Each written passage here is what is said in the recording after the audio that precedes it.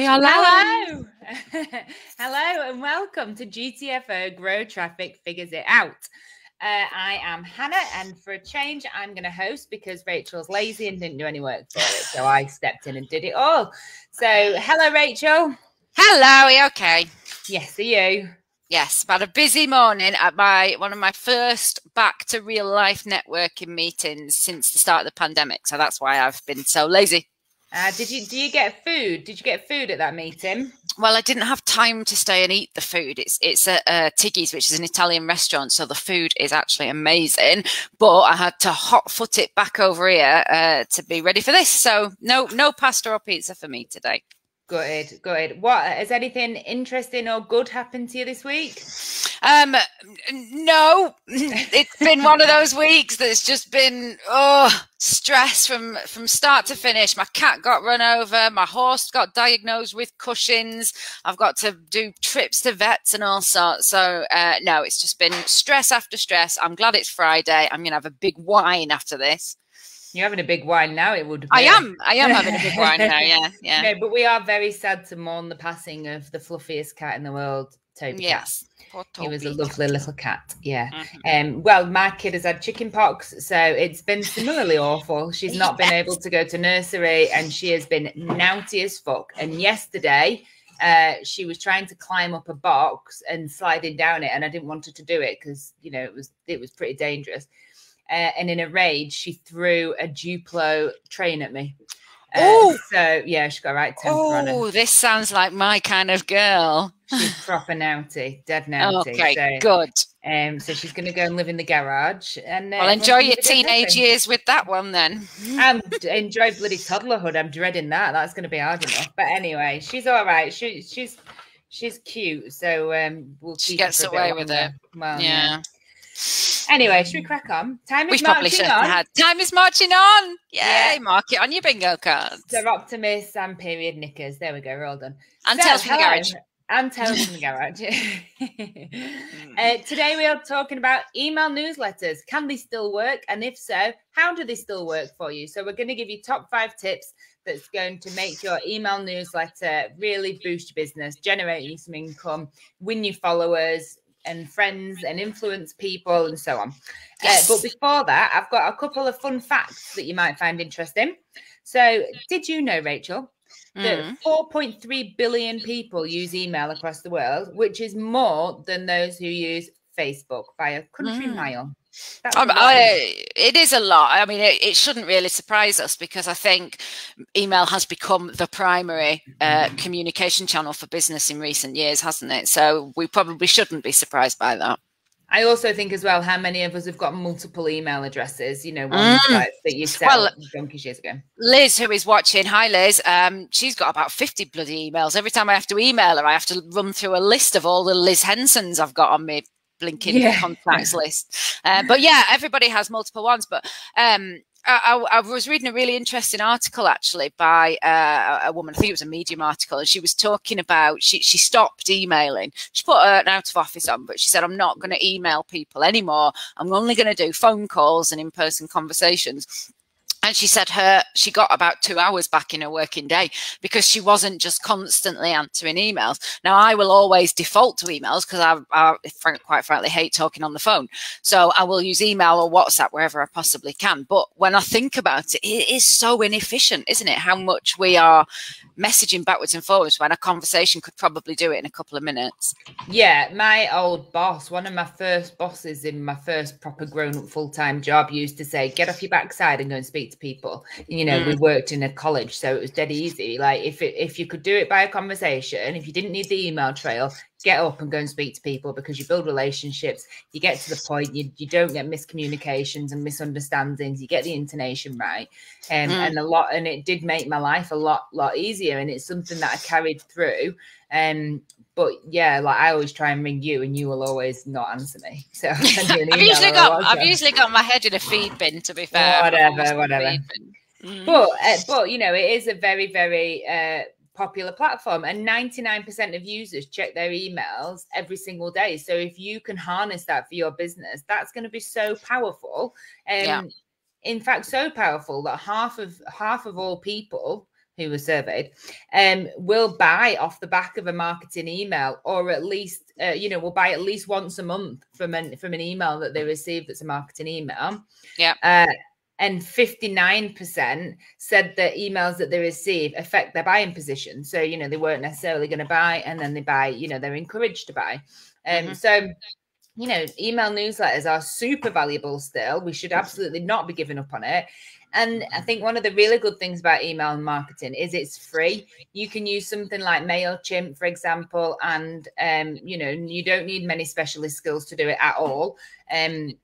You can just kind of hop on and do your marketing, do your email marketing, and really grow your business, really get out to some people. So yeah, let's do our top 5 tips. Let's do it. Let's do it. Well, I was going to talk about the difference between e-commerce and B2B, but we can come on to that. Yeah, we can come on to that. Okay, so we're going to hit you with top 5 tips, and they are applicable whether you are e-commerce, B2B or B2C. So, because I know as we're a service-led business, and sometimes it is very difficult to kind of think about how your email marketing newsletter is going to benefit your business. But again, we'll come on to that. So tip number 1, have a clear goal. Rachel, what do we mean by this? Well, this is actually fortunate we came onto this, because this is the thing I was just about to launch into before I remembered not to do a dally and jump ahead multiple points. So, yeah, have a goal in mind. A lot of people, in fact, I was having this conversation with somebody the other week, and he said, oh, my email newsletter, he said, there's no point anymore. I'm going to go back to doing flyers and printing them out and posting them to people. He said, I get nothing out of my email newsletter. And I said, well, can I have a look at your email newsletter? And he sent it to me, and it was just, it was essentially an advert. It was an advert that he'd made a little email template and sent it out for his business. He does IT support. And I said, well, the thing is, that's, the purpose. People make this massive mistake all the time. It's the same mistake that they make with social media. They assume that these platforms are there for them to push out their adverts. And of course you can do that, but, response to things like that is getting less and less and less. People respond to it less. Algorithms respond to it less. So it becomes less effective. So what you have to do instead is have a purpose when you are sending out an email, and be really clear about it, and be really specific about it. So don't just send out a broad thing that has, here's a sales code, and here's a special offer, and here's a piece of news, and blah, blah, blah. First of all, you've got to decide, what is this email for? Is this email to offer something? Am I going to have an offer? This is particularly good if you are a B2C or an e-commerce platform. If you've got a special offer code, say it's Valentine's Day or whatever, then yeah, push that out via your email newsletter. Are you going to have a promotion of a new product or service? So this thing's just come in. Are you going to be useful to somebody? So this is what works particularly well for service-led businesses. How are you going to help somebody out? We do this with Grow Traffic, for example, where we'll say, oh, did you know that this algorithm update is coming over the hill? You might want to think about da, da, da, da, da. So, but you don't want to do all of those things in one email, because you will lose people's attention, and it's a bit too much. So set out. You don't want to do all of those things all the time. So, you don't want to send out special offers and that's it in all your email newsletters. Yeah, absolutely. Funnily enough, I bought a Pony O. I don't know if anyone's ever heard of the Pony O. It's like a hairband thing, and then a big bit of metal. It's like one of them things you used to snap on your wrists in the 90s. Yeah. And you wind it in your hair, pull it back, and it creates a bun. And I bought one of those. And what they then sent me, I mean, they have bombarded me a little bit, but they then sent me a series of several emails about these are different ways that you can use the Ponyo. So you can, create a bun, or you can have a high ponytail, or you can do this fancy wedding thing. I'm not going to do any of that because I really don't care that much about my hair. But I thought it was quite a good way of doing it, because they followed up the purchase with something that was useful, so that you don't just think, well, I've bought this, it's effectively an expensive bauble, what the hell am I going to do with it now?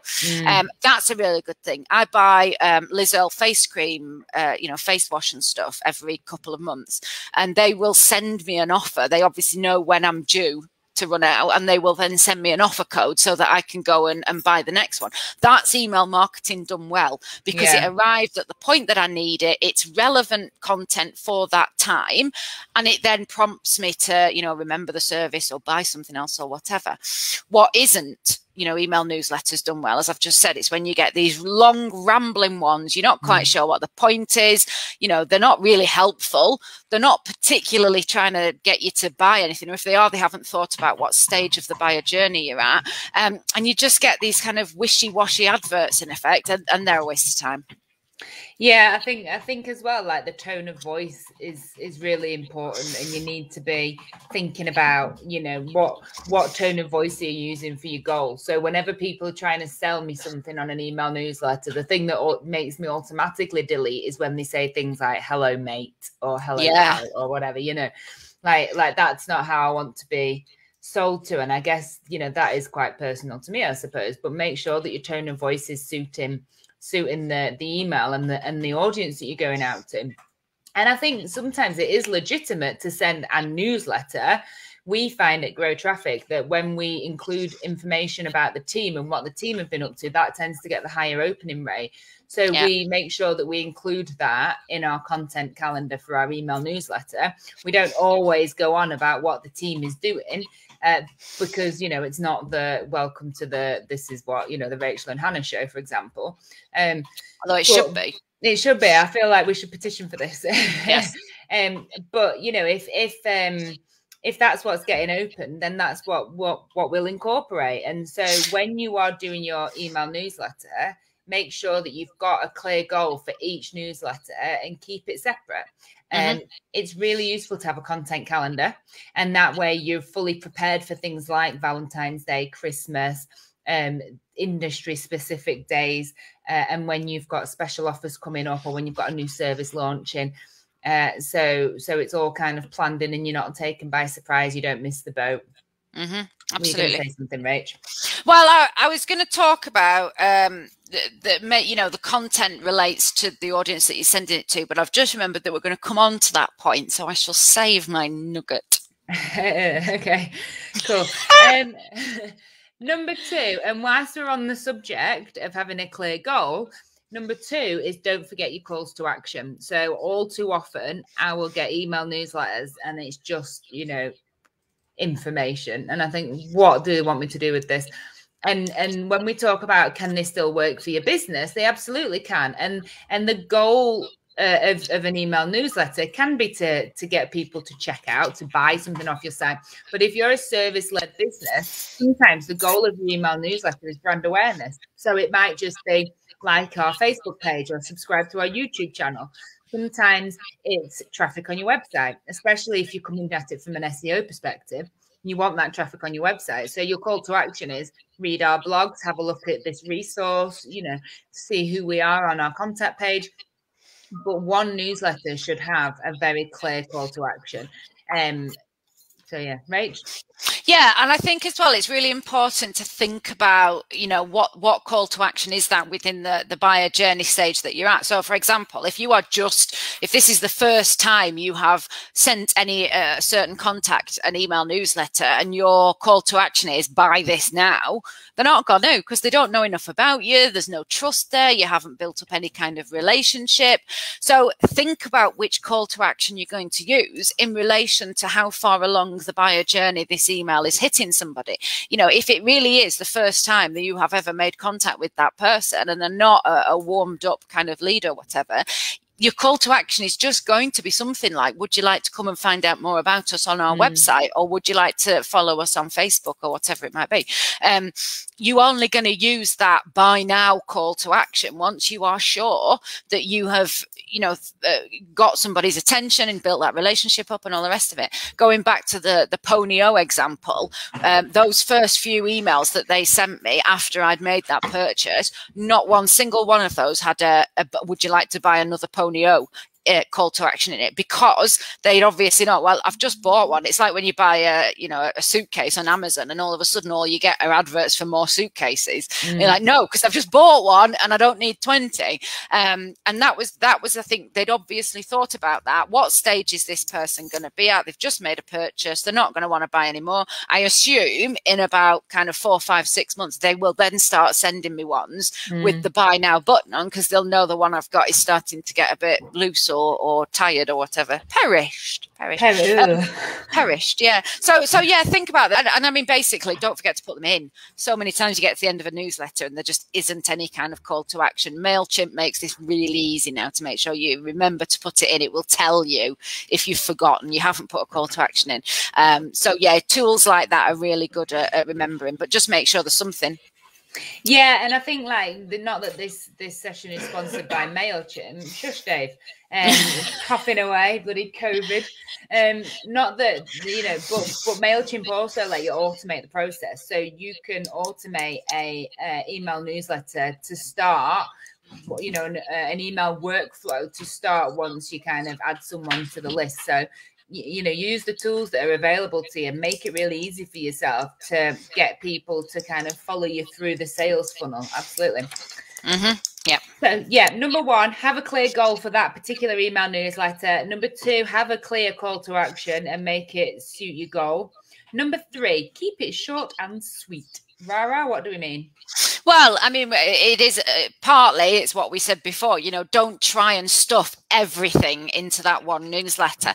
There are a handful of newsletters I get that are very, very lengthy.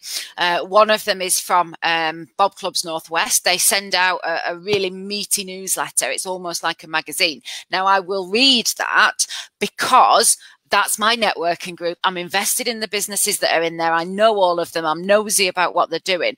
But if that was like a cold email, that works purely because they've got me as a specific target audience.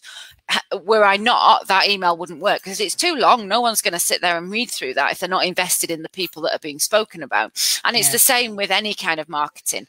As I said before, if you've not built up a relationship, they're not going to sit there and want to read every little thing that's been going on in your business. So keep it short, keep it sweet. But the other thing is don't do it too frequently. You've got a stat here, haven't you, Hannah? Yeah, 78% of people who unsubscribe from marketing lists will do it because they've received too many email newsletters. Yeah. I mean, there's things where it can work if you do it every day or very regularly. So Shoeaholics is one of the only newsletters that I actually engage with because you get money off. But, I will kind of most days if I get an email from Shoeaholics, I usually go and have a little browse of what they've got on and what the offers are and things like that. And a lot of times I will buy something. So, it does work. But again, it depends on your sector. If you're just splashing out email newsletters because you want to tell people that you've, done the race for life or you've got a new service that you're pushing, no one, people don't want to know that often. What do you think is the optimum time, frequency to send out an email newsletter? I mean, we recommend when we're working, particularly with B2B businesses, we say once a month. I think any more than that, and you are running the risk of people feeling like they're being pestered. I think the thing we've also got to remember is that our newsletter, our inboxes rather, they're just so crowded now. And there was a lovely period of grace after GDPR, wasn't there, where you didn't automatically get added to things. So I remember I unsubscribed from loads, and for ages my inbox was relatively quiet. Now it's starting to build back up again because you just get added for all sorts of things. I think every day, every morning, my first task of the morning is deleting literally about 15 emails that just come through from shit that someone signed me up to or stuff that I needed at the time but don't need now, and it's too different. Like Rightmove, oh God, like they send out so much stuff. And that's the thing. And some of them, some of the emails that we get, they are part of a service that I have opted into. So, for example, there's an email from a PR company. They every day will send out leads for that day. SEO journal and SE ranking and all of those kind of search engine stuff. They will send out a daily digest of articles that have gone up. That's relevant to my job. So, yes, I will look through those and I will read them. But if you're a shoe company or a clothing clothing company or whatever, then sending somebody something every single day is a surefire way of pissing them off, essentially. If you are e-commerce and you are B2C, then it is legitimate to do it a little bit more often than a B2B company could do it. So I would probably say maybe once a fortnight. Like I say, it does a little bit depend on who your sector is, how big your email newsletter mailing list is, so how big your database is, and what product and service you're providing. But as a good rule of thumb, I would say once a month for B2B and once a fortnight for B2C. And it can be difficult to think what you're going to put in it, especially if you've got to send one out every fortnight. So, you know, when you're doing your content calendar, or, you know, aside from that, just in your notebook, just have a little page in your notebook or section for writing down bits and pieces that you can pop in the newsletter. Because, like, you know, I think of things as I'm going along, or things will happen that I think, oh, that would be good to talk about, and then I forget it. So, you know, just make a little note, and it'll make it a lot easier for you. Okay. I think as well, just on that, just final point, if you are a B2C company or an e-commerce company, for example, and you are going to do one a fortnight, then back to point number one, alternate what you're talking about. So one month have, you know, these are our new products in, and here's an offer code for you to use. And then the month after, have something like, you know, this is customers that have been happy, customer reviews, or this is what's happening in the company, or whatever. So make sure, again, you're not cramming everything into one, but alternate what you're offering so that people get something different each time, and it's not just that, oh God, there's another one of them. Yeah, absolutely. That's such a good point. And also, you know, make it really clear what the purpose of that. I feel like we didn't say this. Make it super clear what the purpose of that email newsletter is, because I am not a scroller. If I'm not grabbed in like the first headline, I probably won't scroll. So, you know, if it's got a special offer, if it's got company news, if it's got a new service, if it's got industry sector specific news, like, tell me, because then I'm much more likely to read it.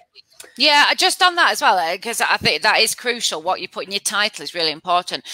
If you make that look weird, so if you put loads of emojis in and dashes and ampersands and all the rest of it, it looks spammy. It's more likely as well that spam filters will reject it. But also, if I'm going down it and I've got a subject line that begins with a load of emojis, I'm going to think, oh, that's not relevant to me. So yeah, just absolutely, especially if you're dealing with, you know, businesses or whatever, keep it business-like. Make it just plain and clear, you know, special offer from us, or, you know, new product from us, or whatever, and then there's no ambiguity then. Yeah, I often spend more time trying to get the headline and the tagline, I like the email subject line, than I do creating the rest of the newsletter, because, like, I've got a template set up. It's dead easy to use, and, you know, I'm not making it a very long email, but I really want people to open it. And open rates are massively going down. You know, I mean, if you've got a kind of 2.5% to 5% open rate at the moment on your emailing, that's good going. So yeah, you know, you've got to get past somebody actually opening your email before you can even wow them with your content, and that's going to live or die on your subject line. I mean, you got to get past the spam filter before you get someone open it. Like, how often do you check your spam box? Is it very much work? Very rarely. Very rarely. Usually only when somebody says, oh, I emailed you. Did you get it? Or you'll say to me, check your spam. Somebody sent us something. I will not actively go in there and look. So maybe once a month, once every couple of months, I'll look in there. Seriously, I check it every day. Oh no, I don't. Once a day. Just because, like, so much good stuff does go in there, and stuff that I actually need to know gets filtered out. So, like, you know, you are in a constant battle, I find, with people's spam filters. So yeah, I check my spam box regularly. Mine is really quite good. I very, very rarely will find something in there that should have gone into my focused email. Very rarely. Yeah, cool. Okay, so number 1, have a clear goal. Number 2, don't forget your CTAs. Number 3, keep it short and sweet. Number 4, keep it clean. Keep it clean. No swearing. No, that's not what it means. Well, no, not no swearing. No, swearing. We do, and we're fucking good at it. This is really to do with GDPR, isn't it? And I was telling you just before we came on, Hannah, that I was having a conversation with somebody the other day who was quite cross at me because I didn't have his email address from 2-3 years ago. And I said I couldn't, we had to scrap it. GDPR came in, we had to scrap emails that we didn't have a legitimate reason to be emailing. Now, what that means is it's a kind of a double-edged sword. So it means that you should only have people on your email database who you have a legitimate reason for emailing. Now, if they are your customer or have been, that's fine. They can go onto your mailing list. You have a legitimate reason for keeping in touch with them. But other people, they must have opted in. And whilst you're not necessarily going to be reported to the European Court of Human Rights anymore if you put somebody on and you shouldn't have, they will unsubscribe if they are not interested, and they will feel no qualms about it. So it's actually not in your best interest to just willy-nilly add people on because you think they might. One key tip that I used to do when I was networking, obviously before the pandemic, when I gave somebody my business card, I would say at that point, do you mind if I add you to our email database? And usually they would say, no, that's fine, because they didn't want to say no straight to my face. They might have unsubscribed later.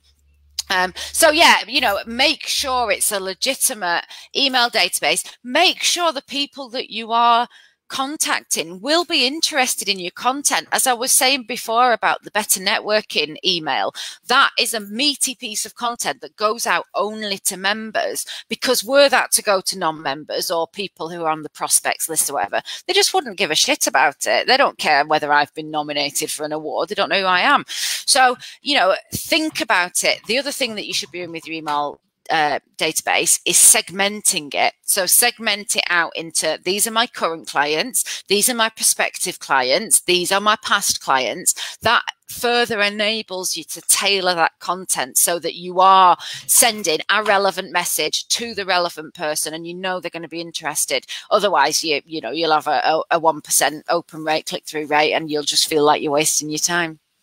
It's really interesting. I think the way the Grow Traffic email newsletter performs. So we have 2 mailing lists. We've got people who, we've kind of added on and have joined through the website or whatever. And then we've got one that we got when we joined the chamber, of all the chamber members. And when we send out an email newsletter, we send it out to both lists. And we never, can't think of a single time we've had an unsubscribe from the Grow Traffic mailing list. People who we've spoken to, who know us, who've put their card into a fishbowl to win a bottle of champagne or whatever at an event. They are kind of more engaged. The chamber newsletter, who've just been added to a list, we get at least one unsubscribe every single time we send it out, because they're not engaged. They're not interested. They don't give a shit. They don't know who we are. They're totally cold. And that's totally understandable. We've been sending that newsletter out to people for over a year now, to that list, and people still unsubscribe. So it's not like you got the initial dirge of people leaving. It's now people are still thinking, oh, fuck off, Grow Traffic, unsubscribe. Like, they're going to the effort to unsubscribe. So it just demonstrates how important it is that your mailing list is warm, keyed up, clean. Yeah. And we had an instance a bit ago where a client wanted us to, he'd kind of taken everybody that he'd ever met on LinkedIn, compiled a list and said, well, they're friends with me on LinkedIn, so they probably therefore want to receive an email from me, and wanted us to put it into an email newsletter list, and we couldn't do it. It's against GDPR, and it's not ethical, because they haven't signed up to receive your email newsletter. They've signed up to be your friend on LinkedIn, to be your contact on LinkedIn. So, it's really important that you actually follow GDPR rules, not just because it's, the legal requirement at the moment, but also because, just don't be a dick about it. Don't bombard people. I should throw my pen. Well, the other thing about that, though, Hannah, is that what was really interesting was that the MailChimp algorithm wouldn't even let us do that. So it wasn't just that, it's a dodgy thing to do. The MailChimp algorithm is an algorithm, and it's very sophisticated. And it knew that what we had likely done was scraped all of these email addresses. And, no matter how we tried to, put them in batches or whatever, it kept coming back and saying, saying this does not look like a genuine mailing list, and it would not let us send it out. And that's the thing, you will get blacklisted nowadays, you know. And then if you don't follow the rules and you don't do it correctly, because the long and short of it is that these companies, MailChimp, Outlook, Yahoo, whatever, you know, it's those companies themselves that have also been liable for this. So they don't give a shit about you. You know, it's sat in Bake Up wanting to send out 3,000 email addresses because you are putting them at risk, and they will not let you do it. So it's really conversely, I was speaking to someone the other day who said, I want to send out an email newsletter. Like, I want to be able to email my clients, but I don't know if I'm allowed to. So he'd received inquiries, or he had clients, and as part of signing them up, he had their email address, and he didn't feel comfortable sending them an automated workflow that said, like, thank you very much, this is what's going to happen next, have a look at this, because he thought that that was spamming people and it was against GDPR. So if you have a legitimate reason for having someone's email address, you're allowed to email them. You're not allowed to spam them, and you're not allowed to sign people up to an email newsletter that haven't kind of opted in or said, yes, I'm happy to receive an email newsletter.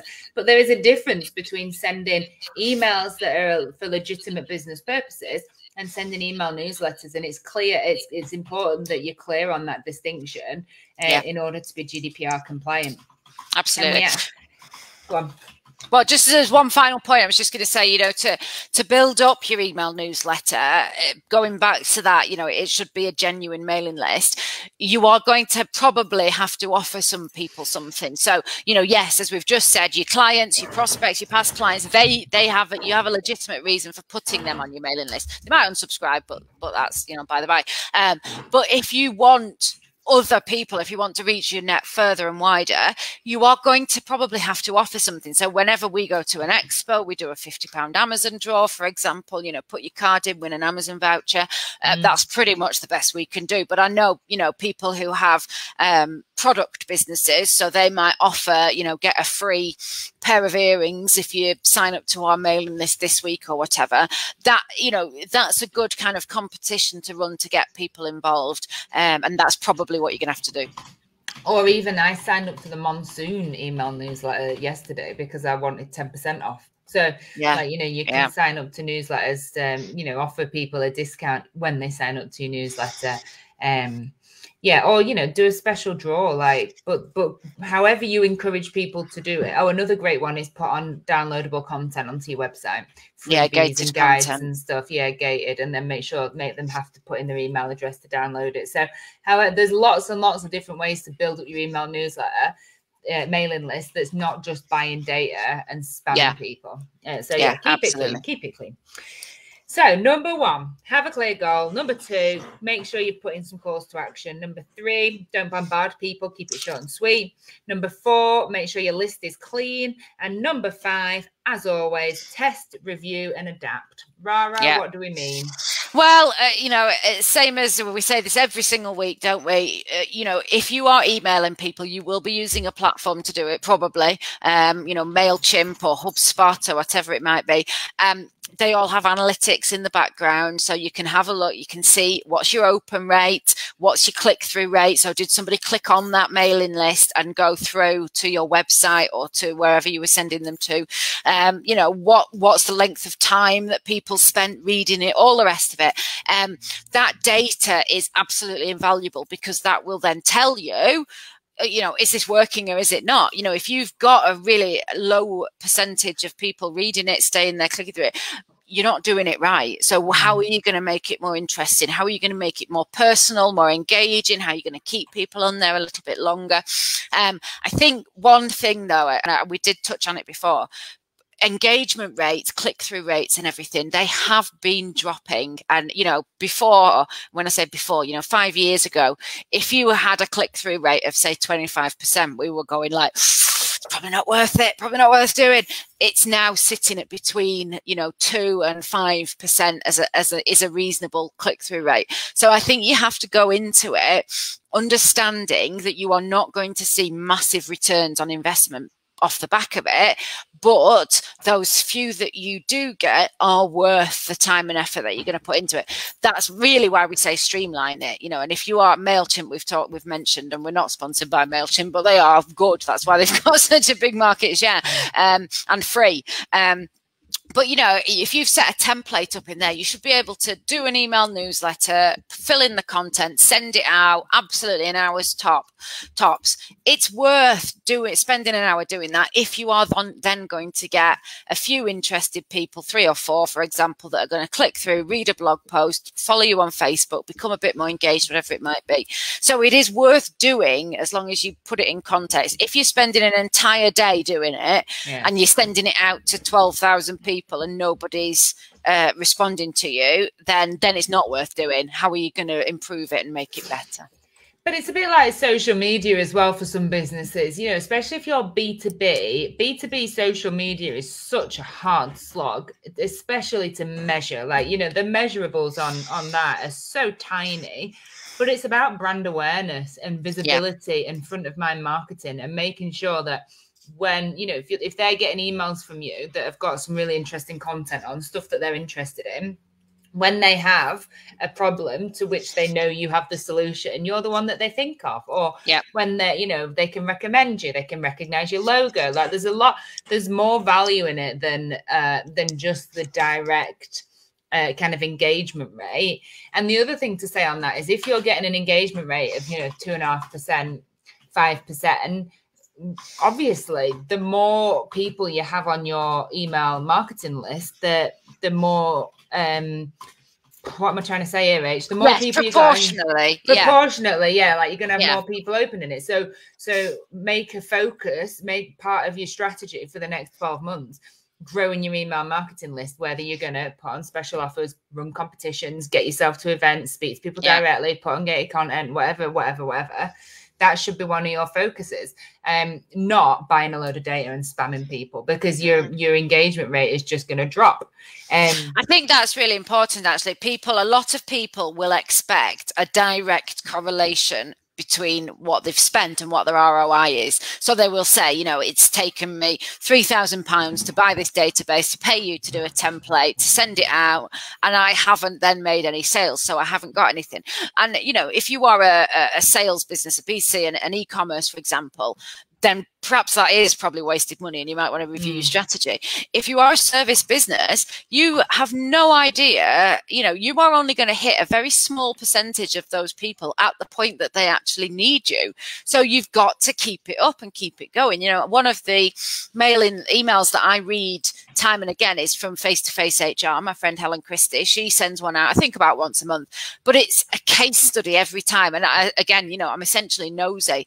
So I will read that to figure out, to see, you know, who's she been dealing with this month, who's been naughty or whatever. Yeah, of course it is. But I only need HR services every once in a blue moon, because we've got you, and we've got processes, and we've got systems in place, and blah, blah, blah. Maybe so, get wrecked. Yeah, you are HR. I mean, you're terrible at it, but you are our HR.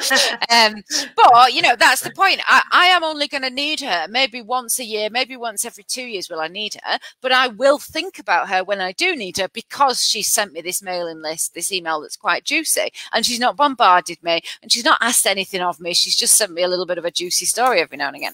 And so, more likely to recommend her, like you're talking about her here on a public platform. So, like, you know, the system works, people. And I think especially if you're B2B and service led, it's not always about sales and click through and stuff. Sometimes it is your metrics of measurements need to be shifted slightly so that they're not quite as economically driven. I think one final thing as well that we should remind people of, you know, we as Grow Traffic, it takes people a lot of time to understand exactly what we do. And when they've understood what we do, or they think they have, they've usually got a tiny proportion of it. So we have a client of ours who we've built the website for about 4 or 5 years ago. You know, we know them personally from the village, and they text us the other day and said, do you know anybody who could do social media? And it's like, we do that. Funnily enough. have. You know, they've known us for 5-6 years. They never figured that out. So I think never assume that your audience, even if they have been your customers in the past or still are, know everything that you do. It is worth using your email database to remind people. That's why we will do, you know, if there's an algorithm update coming up, we'll say, you know, this one is likely to affect keywords. Have you looked at your keywords? Did you know that we do content? Or, you know, Facebook has just made this update. Did you know that we do Facebook? So use it as a means of educating your current customer base about what you do, as well as reaching out to a new audience to market to them. And I think when you use email newsletters like that, they can be actually more powerful than just that kind of blanket sales message. For sure, absolutely. And it goes back to point one, have a clear goal, vary your goal. Yeah. Okay, awesome. Well, you know, we're at time. So, Rara, final thoughts? I think final thoughts, don't get disheartened. Figures are low. Engagement rates are dropping. It will take a lot of trial and error to get it right, but that's okay. Keep going and just be interesting. Be interesting with what you're putting out there. Yeah, I think my final thought is plan it in advance and have a strategy, you know, have a content calendar and make sure that you're not kind of thinking on a Monday morning, shit, what am I going to talk about in this fucking email newsletter? Because you'll not do it. Yeah, you won't do it. Yeah, just factor it in, like your blogs and like your social media, just factor it into part of doing business. Absolutely. Okay, awesome. That's it from us. So next week, there's no Facebook Live. We will be just doing the podcast where we'll be looking at a case study of when email marketing has worked particularly well for a business. So you will be able to watch this video on Facebook, on the Grow Traffic Facebook page, or if you're listening, if you want to listen to it on a podcast, you can get it where all the usual podcasts are. We'll put any relevant links in the episode description, and you can check out our website, follow us on Facebook, get in touch with us, yada, yada, yada, yada. Yeah. That's it. All the other things that everybody always says that you already know because you live in the real world. Okay. Cool. Right. We're going to wave then now. So wave and thanks, Rachel. Thank you.